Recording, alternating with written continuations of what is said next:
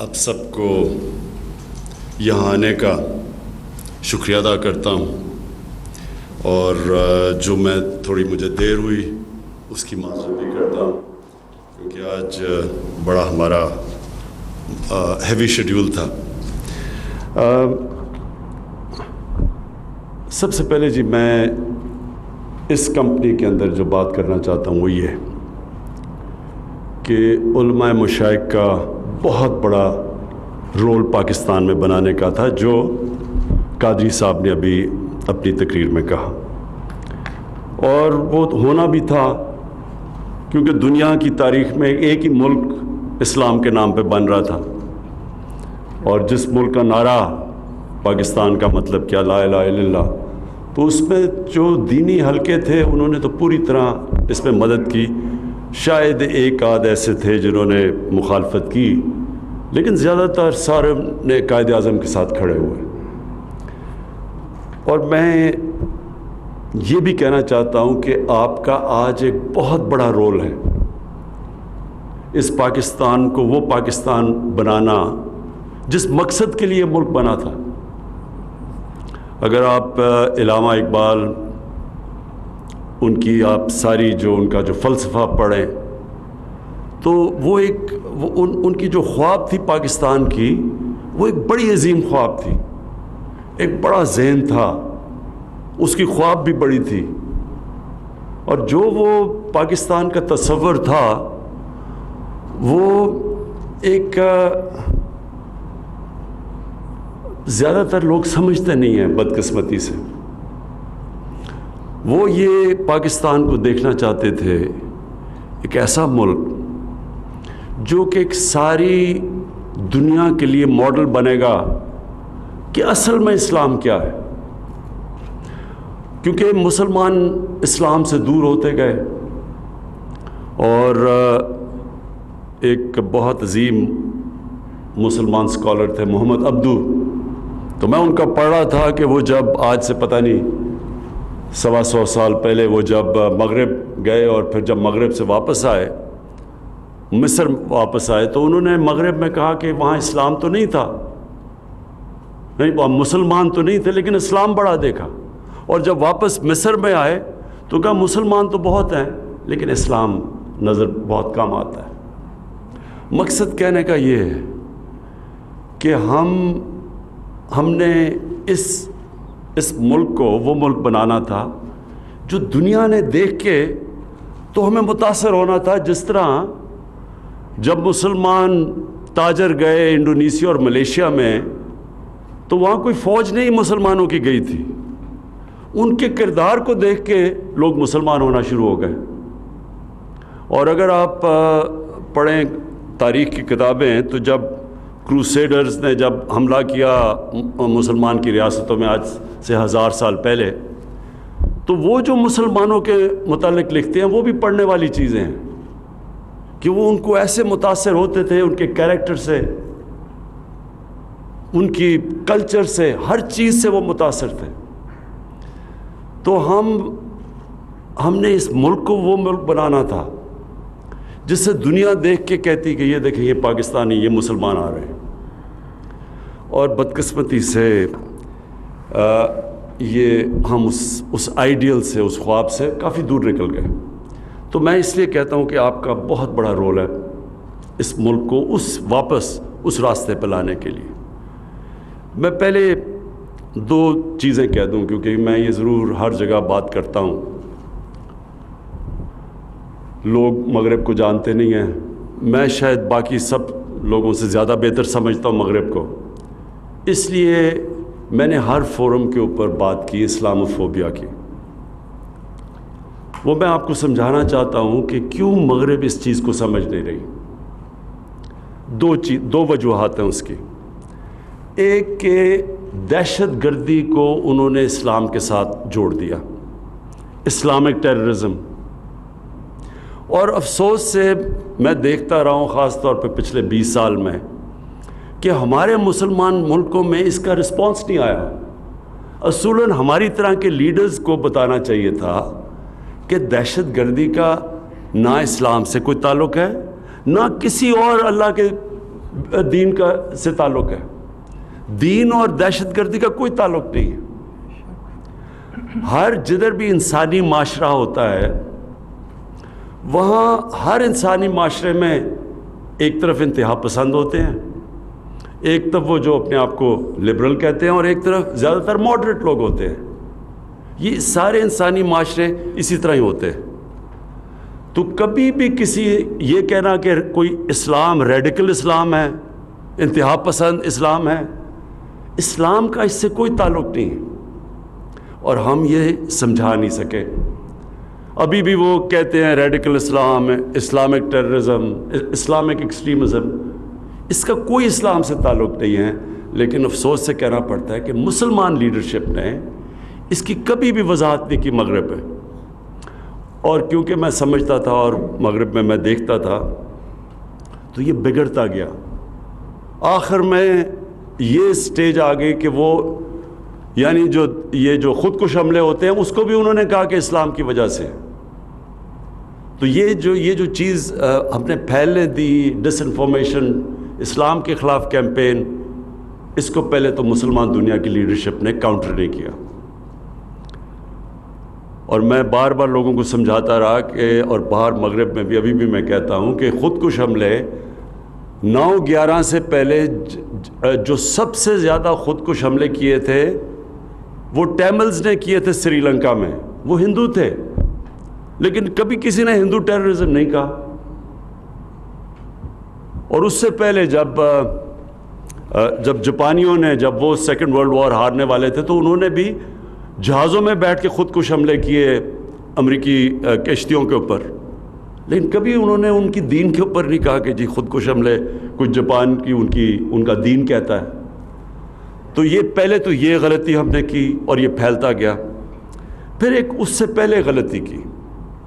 سلمان رشدی نے جب کتاب لکھی سیٹینک ورسز, فتنہ اس نے کیا, اور اسے پتہ تھا کہ مسلمان دنیا میں ایک ریئیکشن آئے گا, غصہ ہوگا.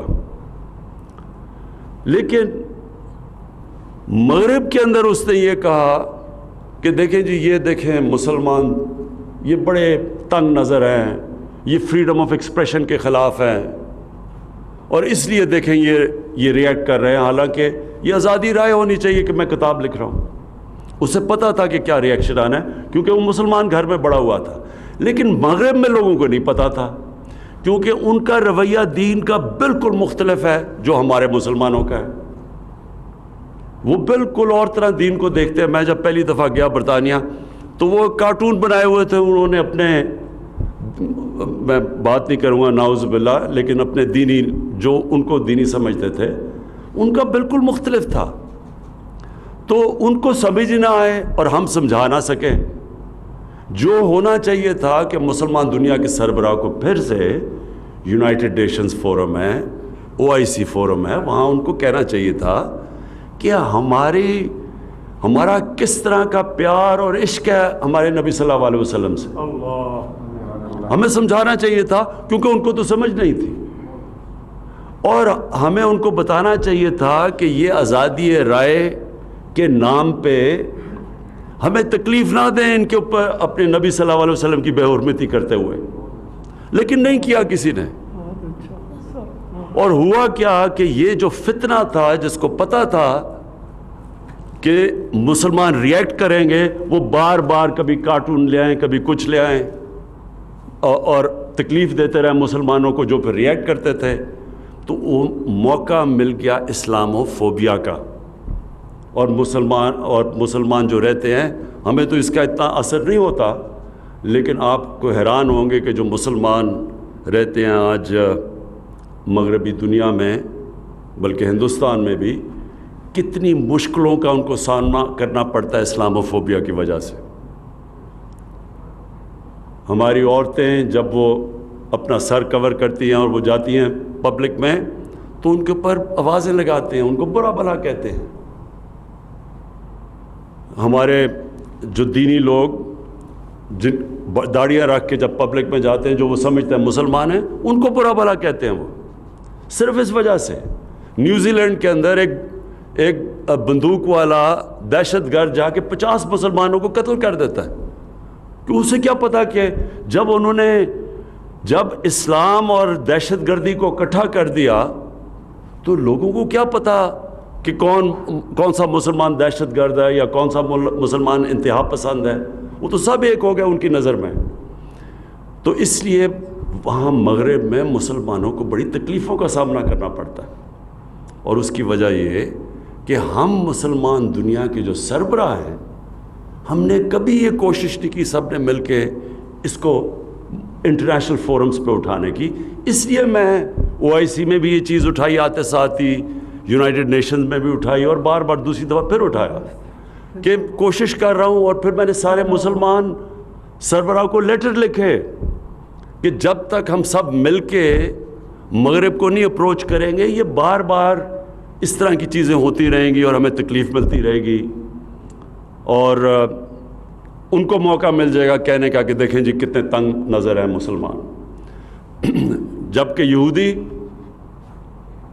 کیونکہ وہ آرگنائزڈ ہیں, آج کسی کی مجال نہیں ہے, کوئی بھی یہودیوں کے خلاف بات نہیں کر سکتا وہاں مغرب پہ.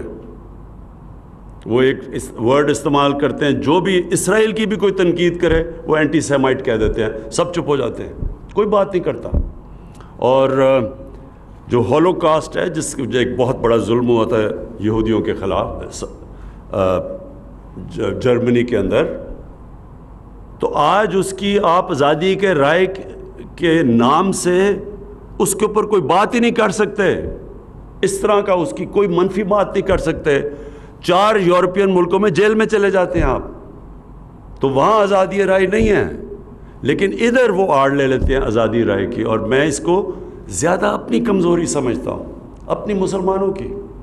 اور انشاءاللہ میں آپ سب کو یہاں یہ کہتا ہوں کہ میں پوری کوشش کرتا رہوں گا, مسلسل کوشش کروں گا.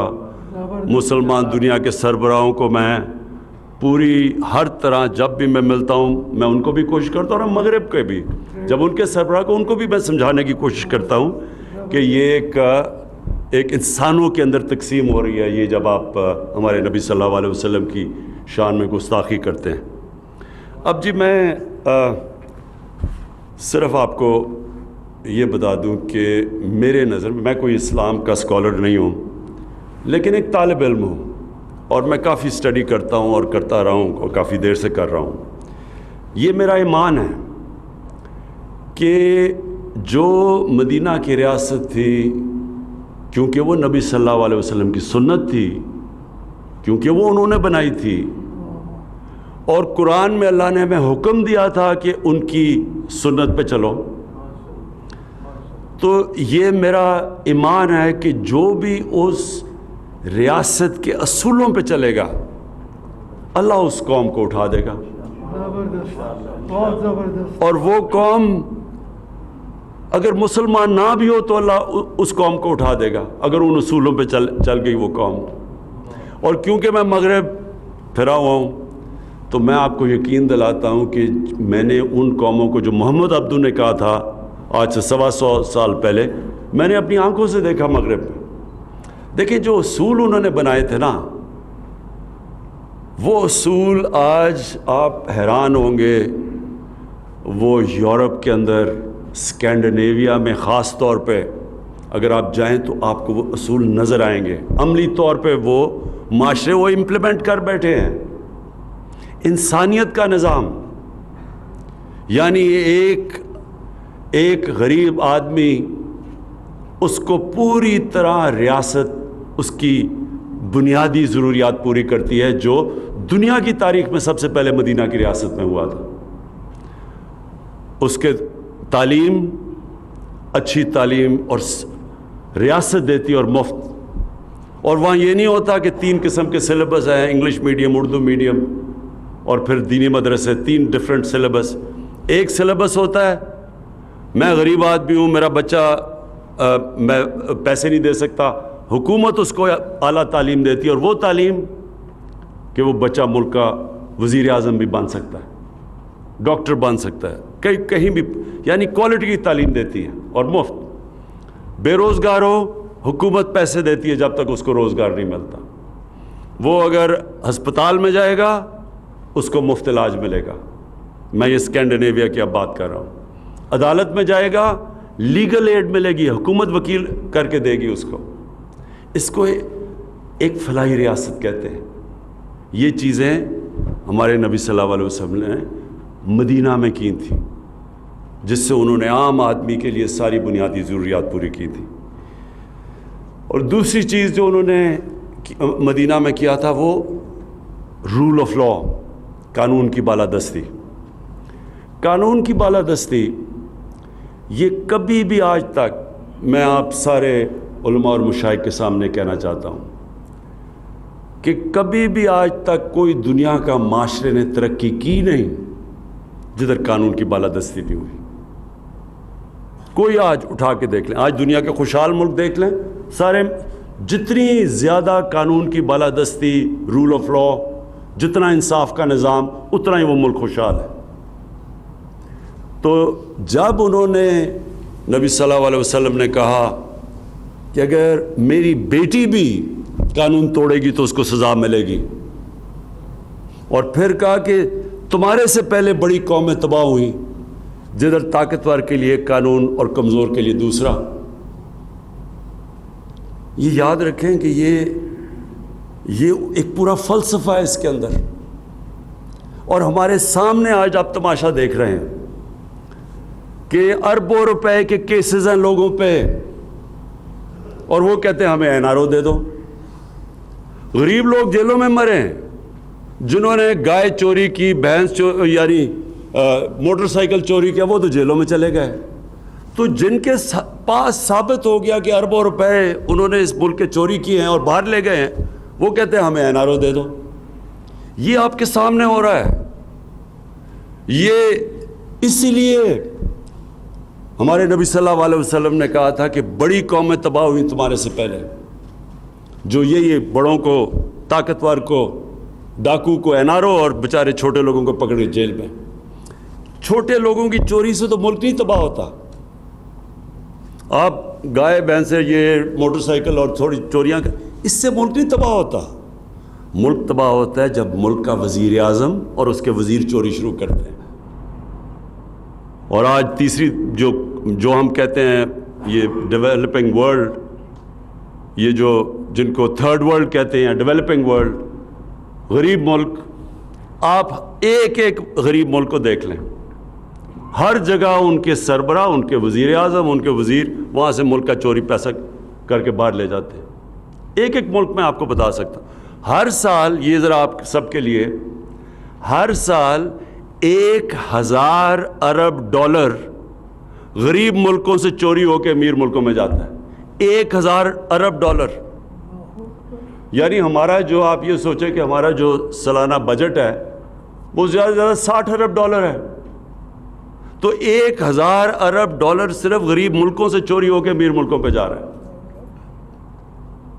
تو اس لیے وہ کیوں چوری ہو کے جاتے ہیں؟ وہاں بھی یہی ہو رہا ہے, طاقتور این آر او اور غریب آدمی جیل میں. تو یہ نظام جو حضرت, اور اس کو کہتے ہیں ظلم کا نظام, اور اس کے لیے حضرت علی رضی اللہ تعالیٰ نے کہا تھا کہ کفر کا نظام چل جائے گا لیکن ظلم کا نظام اور ناانصافی کا نظام نہیں چل سکتا. تو میں جو آپ سے چاہتا ہوں, 4 چیزیں آپ سے چاہتا ہوں. ایک تو مدینہ کی ریاست کے اصول, یہ پلیز آپ ہر جدھر بھی آپ بات کرتے ہیں لوگوں کو بتائیں تو صحیح کہ وہ اصول کیا تھے. وہ جو انہوں نے نبی صلی اللہ علیہ وسلم نے جو اصول کے سیٹ اپ کیا تھا, جو بنیاد بنائی تھی اس کی, وہ کوئی وجہ تو تھی کہ وہاں ہمیں قرآن کہتا ہے ان کی زندگی سے سیکھو, اللہ کہتا ہے ان کی زندگی سے سیکھو, کہ وہی قوم جس کی کوئی حیثیت ہی نہیں تھی وہ دنیا کی امامت کی انہوں نے. اور یہ نہیں کہ کوئی صدیاں لگی, یا 15-20 سالوں کے اندر ان کی ہجرت کے بعد 15-20 سالوں کے بعد 2 سپر پاورز گھٹنے ٹیک گئیں. یہ تو تاریخ کا حصہ ہے نا, یہ تو کوئی کہانیاں نہیں ہیں, یہ تو ڈیٹس ہیں. یہ تو آپ پڑھ لیں ہسٹری آف دا ورلڈ, اس کے اندر آپ کو بتا دیں گے کہ وہ ایک ساری دنیا دنگ ہے. ہوا کیا تھا کوئی ابھی تک نہیں سمجھ سکتا کہ اتنا بڑا انقلاب کیسے آ گیا. دیکھتے دیکھتے ساری دنیا میں پھیل گئے. وہ اس لیے اللہ ہمیں کہتا ہے کہ ان کی زندگی سے سیکھو, ان اصولوں سے سیکھو. قوم کو اوپر اٹھانا ہے تو وہ اصول وہ طے کر گئے تھے. تو میں آپ سے یہ ریکویسٹ, آپ علماء اور مشائخ آپ جانتے ہیں ساری چیزیں, تو آپ کو اس کے اوپر پورا لوگوں کو آگاہ کرنا چاہیے. اور ان مدینہ کے اصولوں کے اندر جو میں چاہتا ہوں کہ ایک چیز جو مجھے بڑا مسئلہ آ رہا ہے اپنے ملک میں, وہ ضرور آپ بات کریں. مولانا رومی, ان سے کسی نے پوچھا کہ قوم کیسے مرتی ہے؟ مولانا رومی نے کہا کہ قوم تب مرتی ہے. انہوں نے 2 درختوں کا بتایا, ایک بڑا خوشبودار اور ایک بڑا بدصورت درخت. جب ایک قوم ان کے اندر فرق کرنا ختم کر دیتی ہے, قوم مر جاتی ہے. جب قوم ایک اچھے اور برے کی تمیز ختم کرتی ہے, قوم مر جاتی ہے. دیکھیں, پیسہ چوری ہوتا ہے پھر آ جاتا ہے, قوموں کے لیے پیسہ آتا جاتا ہے, لیکن جب ایک قوم کی اخلاقیات تباہ ہوتی ہے تب قوم مرتی ہے. اس لیے یہاں جو ظلم ہوا ہے نا ہمارے ملک میں, کہ میں دیکھتا ہوں ایک ہمارے 8-9 ہمارے بڑے بڑے صحافی وہ جا کے عدالت میں چلے گئے کہ جی ایک آدمی جو سپریم کورٹ نے کنوکٹ کیا ہے, جس کو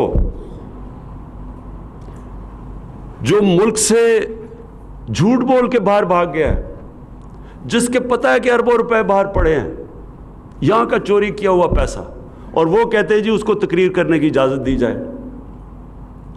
یعنی ہم کیا میسج دے رہے ہیں اپنے نوجوانوں کو, اپنے یوتھ کو کیا میسج دے رہے ہیں کہ چوری کرنا کوئی بری چیز نہیں ہے, کہ آپ ملک سے جھوٹ بول کے فرار ہو جائیں, کوئی فکر نہیں ہے. آپ کے پاس اربوں روپے کی باہر پراپرٹی, آپ جواب ہی نہیں دے سکتے, لیکن آپ کو تقریر کرنے کا موقع دیا جائے. میں کیونکہ مغرب کو پھر میں آپ سب کے سامنے رکھنا چاہوں, کیونکہ میں جانتا ہوں, آپ یقین کریں کہ اگر اس طرح کوئی آدمی وہاں یہ کرتا پبلک کے پیسے سے تقریر کیا, وہ کسی محفل میں نہیں بیٹھ سکتا تھا. دیکھیں, یہ جو کرپشن ہے نا, یہ ملک کی سب سے بڑی کینسر ہے, لیکن اس سے کبھی قانون سے نہیں لڑا جاتا. ہاں ہم قانون سے لڑ رہے ہیں, آپ دیکھ رہے ہیں, ہم قانونی کارروائی ہو رہی ہے, لیکن قانون سے پورا معاشرہ لڑتا ہے, کیونکہ معاشرے کا پیسہ چوری ہوا ہوتا ہے. میرا تو نہیں پیسہ چوری ہوا, تو پورا معاشرہ اس کا مقابلہ کرتا ہے. اور تب معاشرہ جیتتا ہے جب ایک تھانے دار یا پٹواری بھی رشوت لیتے ہوئے ڈرے کہ لوگ کیا کہیں گے اگر پتہ چل گیا لوگوں کو. یہ سمجھنے کی بات ہے. جب معاشرے کے اندر ویلیو سسٹم یہ ہو جاتا ہے کہ وہ معاشرہ ایکسیپٹ ہی نہیں کرتا جو آدمی اس معاشرے کے پیسے چوری کرے, قانون توڑے, تب وہ معاشرہ جیتتا ہے کرپشن کی جنگ. سنگاپور کے اندر, سنگاپور ہمارے ساتھ ہمارے تھوڑی دیر بعد آزاد ہوا, ادھر ایک پرائم منسٹر آ گیا, وہاں بھی کرپشن تھی. اس نے آ کے, وہ خیر چھوٹا ملک تھا, اس نے آ کے آہستہ آہستہ آہستہ اس کو 5-10 سالوں کے اندر اس نے کرپشن پہ قابو پا لیا.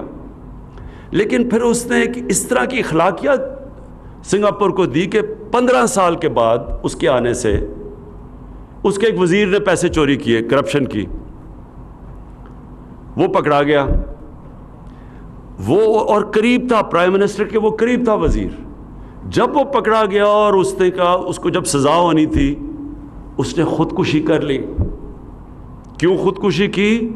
اس کو پتا تھا کہ معاشرے میں میری جگہ ہی حیثیت ختم ہو گئی ہے, اب میں نہ میرے رشتہ دار کہیں جا ہی نہیں سکیں گے, معاشرہ میں پوچھے گا نہیں. امریکہ کے اندر ایک برنی میڈوف, ایک نام, اربوں پتی بن گیا, اربوں پتی. اس کے اوپر فلم بھی بنی ہوئی ہے. وہ اس کے سارے بڑے بڑے امریکہ کے بڑے بڑے نام اس کو جانتے تھے, وہ پارٹیز ڈنرز پہ جاتا تھا. اس کے 2 بیٹے تھے اور ایک اور بیوی کے علاوہ 2 بیٹے تھے. وہ پتہ چلا 15-20 سال کے بعد کہ اس نے ایک بہت بڑی کرپشن کی. اب یہ ذرا آپ سنیں کہ کیا فرق ہوتا ہے معاشرے میں, کیسے معاشرہ کرپشن کا مقابلہ کرتا ہے. جب پتہ چلا اس کی بیوی نے اس کو طلاق دی، اس کے ایک بیٹے نے خودکشی کر لی، دوسرا بیٹا ایک غم میں چلا گیا کہ جگہ کوئی نہیں ہے، وہ سٹریس کے اندر ہی مر گیا۔ یعنی یہ میں صرف اس کو آپ کو یہ کہہ رہا ہوں کہ اس سے خوف ہوتا ہے لوگوں کو کہ پکڑے گئے تو کیا ہوگا۔ تو ہمارے معاشرے میں بدقسمتی سے کرپٹ لوگ شام کو ٹی وی پہ بیٹھ جاتے ہیں، وہ جا کے ان کو ایسے رکھتے ہیں جیسے کہ پتہ نہیں یہ معاشرے کا حصہ ہے۔ جب آپ یہ لوگوں کو پیغام ہی نہیں دیں گے کہ یہ بری چیز ہے تو قانون بنانے سے تو نہیں کرپشن ختم ہوتی۔ تو میں آپ سے یہ یہاں ہیلپ چاہتا ہوں، کیونکہ اس میں تو بڑا واضح ہے، قرآن میں اللہ کہتا ہے ایک بد کردار آدمی اور ایک نیک آدمی کو ایک ترازو میں تو نہیں، آپ وہ ایک تو نہیں ہے، آپ ان کو ایک طرح تو نہیں ٹریٹ کریں گے۔ جب آپ سزا اور جزا یا اچھے برے کی تمیز ہی نہیں کریں گے تو برائی میں تو پھر کوئی بری چیز نہیں ہے۔ شارٹ کٹ ہے، میں پیسہ بنا، میں کیوں محنت کروں جب میں پیسے بنا سکتا ہوں۔ اچھا جی، دوسری چیز، 4 چیزیں آپ سے چاہ رہا تھا۔ دوسری چیز یہ کہ میں چاہتا ہوں کہ آپ جب بھی بات کریں تو لوگوں کو صفائی کی طرف لگائیں۔ ہم مغرب میں جاتے ہیں، وہاں صاف ستھری جگہ ہوتی ہیں، وہاں جائیں آپ، یعنی ہم کیوں نہیں صاف ہو سکتے؟ ہم کیوں نہیں؟ اس میں کوئی پیسے لگانے کی تو چیز نہیں ہے، یہ تو مائنڈ سیٹ ہے۔ تو میں چاہتا ہوں کہ جدھر بھی جو بھی موقع ملے آپ ضرور، کیونکہ آپ سب کے پاس آواز ہے، لوگوں کو سمجھائیں کہ جب نبی صلی اللہ علیہ وسلم نے کہا تھا کہ آدھا ایمان صفائی ہے تو کسی وجہ سے کہا تھا۔ ہم جو وضو کرتے ہیں یہ سمبولک ہے کہ ہم صاف لوگ ہیں۔ مسجد میں جاتے ہیں کہ اتنے گندے وہ باتھ رومز دیکھ کے وہ کوئی صفائی نہیں، کچھ نہیں، تو ہم اوپر سے اللہ کا نام لے رہے ہیں۔ اور یعنی وہ جو ہمارے نبی صلی اللہ علیہ وسلم نے بنیادی چیز کہ ہم صاف لوگ ہیں، میں وہی پھر آپ کو بتاؤں، میں نے کتاب پڑھا تھا کروسیڈرز کی، یہ جب پہلی دفعہ یورپ سے لوگ آئے اور جو مسلمانوں سے ٹاکرا ہوا ان کا، جب انہوں نے جروسلم کے اوپر واردات کی، تو وہ جو مسلمان کے اکاؤنٹ پڑھے وہ کہتے تھے کہ یہ نہاتے نہیں ہیں، ان سے بو آتی ہے، یہ ایسے، اور وہ کہتے تھے یہ بڑے صاف لوگ ہیں۔ حمام پہلی دفعہ انہوں نے زندگی میں دیکھے تھے جب وہ پہلی دفعہ آئے، تو یورپ میں تو تھا ہی نہیں ایسا۔ تو میں اب وہ الٹا ہو گیا، وہاں صفائی ہے اور ہمارا حالات برے ہیں۔ تو میں یہ دوسری چیز آپ سب سے چاہتا ہوں کہ معاشرے کے لیے، یوتھ کے لیے ضرور بات کریں صفائی کی۔ اور پھر سب سے امپورٹنٹ چیز دیکھیں، نبی صلی اللہ علیہ وسلم نے کسی نے ان سے ایک دفعہ پوچھا، ایک قریش کا آدمی، اس نے کہا جی میں اب 60 سال کا ہوں، میں عادتیں نہیں بدل سکتا، میرا سارا قبیلہ مسلمان ہو رہا ہے تو مجھے بھی ہونا پڑ رہا ہے، تو اب میں عادتیں نہیں بڑھ سکتا، مجھے ایک چیز بتاؤ مسلمان ہونے کی کہ میں عادتیں بھی رکھوں اور مسلمان بھی ہو جاؤں۔ انہوں نے کہا سچ بولا کرو۔ دیکھیں، میں آپ سب سے کہتا ہوں کہ اس کے اوپر پلیز زور دیں، سچائی پہ، یوتھ پہ، بچوں پہ، سب پہ، جدھر بات کریں آپ کی پھر سے میں کہتا ہوں آواز ہے۔ یہ جو ہماری، کیونکہ پھر سے میں کانٹراسٹ بتا رہا ہوں، آپ یقین کریں جن ملکوں کو ہم کافر کہتے ہیں وہ بڑے سچے لوگ ہیں، اخبار پڑھا ہوتا ہے، ویسے کوئی بھی نہیں ہوتا وہاں، وہ پیسے ڈالتے ہیں، پیسے رکھتے ہیں اور اخبار اٹھا لیتے ہیں، وہاں تو کوئی پوچھنے والا نہیں ہے۔ ایک سچائی کا ایک پورا ایک ہمیں جہاد کرنی پڑے گی، کیونکہ بدقسمتی سے وہاں بھی ہمارے میں مجھے کئی دفعہ بڑا افسوس ہوتا ہے کہ ہمارے میں یہ ویلیو جو اتنا بڑا اسلام کا ویلیو ہے، سچ، یہ بھی ہم دور چلے گئے اس سے۔ اور آخر میں جو آپ سے بات کہنا چاہتا ہوں وہ یہ کہ جی لوگوں کو ہمیشہ اتحاد، یونٹی کی بات کریں۔ نبی صلی اللہ علیہ وسلم نے کیا کیا تھا؟ وہی مسلمان قبیلے تھے، بٹے ہوئے تھے، آپس میں لڑتے تھے، ان کی سب سے بڑی اچیومنٹ کیا تھی؟ انہوں نے ان سب قبیلوں کو اکٹھا کر دیا اور ایک قوم بنا دیا۔ ہمارے اندر یہ جو ڈویژنز ہیں، آپس میں ہم اختلاف ہوتا ہے تو وہ بندوقیں اٹھا لیتے ہیں، کوئی کچھ کرتا ہے، کوئی دوسرے کو کافر کہہ دیتا ہے۔ ویسے بھی معاشرے کے اندر یہ جو ہم آپس میں تقسیم کیے ہوئے ہوتے ہیں، یہ بہت بڑی رکاوٹ ہے ہمیں ایک عظیم قوم بننے میں۔ اور یہ ہے بھی نبی صلی اللہ علیہ وسلم کی سنت کہ لوگوں کو یونائٹ کرنا۔ رحمت العالمین تھے، سب انسانوں کے لیے رحمت بن کے آئے تھے، وہ تو بلکہ انسانوں کے لیے، صرف مسلمانوں کے لیے نہیں، انسانوں کے لیے رحمت بن کے آئے تھے. تو یہ جو یونائٹ کرنا ہے یہ بہت بڑی ان کی سنت ہے. اور یہ پھر آپ سب کی بڑی ذمہ داری ہے کہ کیونکہ آپ کی آواز ہے، میں یہ امید رکھتا ہوں کہ آپ یہ جو یونائٹ کر کے اس ملک کو مضبوط کرنا. اور میں یقین آپ کو دلوا دوں، اللہ نے اس ملک کو کیا کیا نعمتیں سے نہیں بخشا. جب سے میں پرائم منسٹر بنا ہوں مجھے اور سمجھ آتی رہی ہے کہ اللہ نے اس کو یہ کیا کیا ہمیں بخشا ہوا ہے. اور ہماری بدقسمتی یہ ہے کہ ہمارے میں کیریکٹر نہیں تھا کہ اس ملک کو وہ قوم بنانا جو کہ بننا چاہیے تھا. تو یہ ایک جب ہم مدینہ کی ریاست کی بات کرتے ہیں، ایک جد و جہد کی ہم آغاز کرتے ہیں. یہ کوئی ایک سوئچ آن آف سے ریاست نہیں بنتی، یہ کیریکٹر بلڈنگ کی بات ہے. یہ ایک قوم جب ایک سچائی کی طرف جاتی ہے، اپنا کیریکٹر اٹھاتی ہے، اپنا ذہن چینج کرتی ہے، مائنڈ سیٹ بدلتی ہے، اپنے اندر ایک ایمان رکھتی ہے کہ ہم لا الہ الا اللہ، اللہ کے سوا کوئی خدا نہیں، کسی جھوٹے خدا کے سامنے نہیں جھکتے.